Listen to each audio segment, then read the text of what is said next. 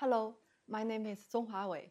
I was a PhD student from the School of International Studies of the Peking University. I graduated from this school in 2023.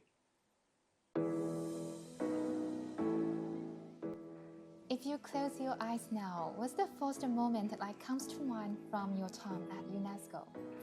I should always remember the moment when I walked into the Salle de Ségur in UNESCO headquarters as assistant to His Excellency Mr. Haoping, the president of the 37th session of the General Conference of UNESCO. Mr. Haoping is also the former president of Peking University. It was the first time in the history of UNESCO since its foundation in 1945 that we have a president of General Conference from China. The moments that I worked with the Chinese president of General Conference are unforgettable to me.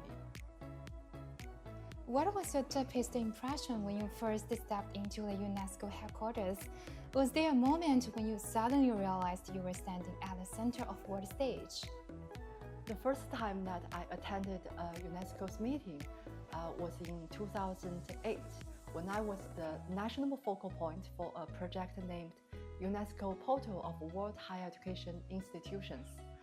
The ambition was to establish a platform for universities across the globe to facilitate academic mobility.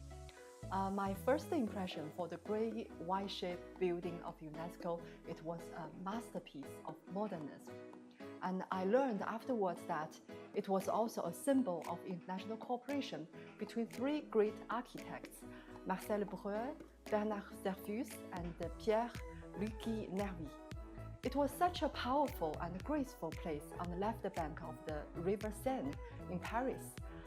And it was like a living story of reconstruction and building of peace in the minds of women and men from the end of the Second World War to our time.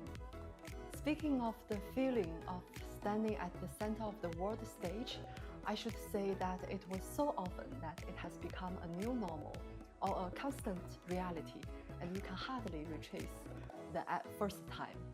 I just now mentioned the Chinese president of General Conference of UNESCO, and you should know that General Conference is the highest representative body and also the highest decision-making body of UNESCO. The president of General Conference plays a vital role on the stage of UNESCO. And besides that, when I served as a diplomat in the Chinese permanent delegation to UNESCO, I can notice that my colleagues from other delegations and from the Secretariat of UNESCO value so much China's opinion and our voices on all issues of UNESCO, no matter they agree or disagree with us. When the Chinese ambassador or Chinese representative speaks in the meeting room, it is always very, very quiet because all parties listen to China carefully as we are standing in the center of the world stage.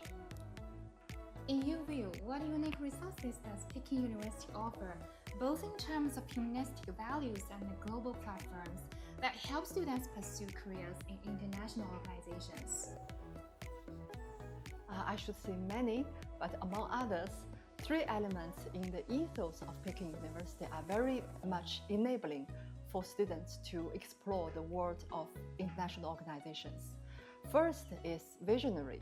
Without belief and visions for a better world, you will never enjoy international organizations because the career in there is about becoming a servant to a noble ideal such as peace, sustainable development, justice, cultural diversity, cultural rapprochement, intercultural dialogue, etc. Second is about the open-mindedness. In international organizations, the essential environment that you are living in every day is cultural diversity. You need to be able to live with differences, agree to disagree, understand and appreciate others. And the third one is resilience, because career in international organizations is lengthy and zigzag. You need to face different challenges and many turbulences and many uncertainties.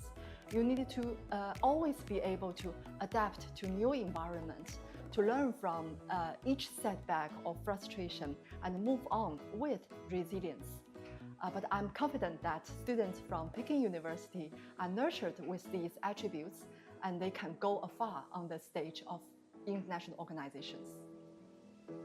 If you were to say one word of encouragement to the university students considering a UN internship, what would you say?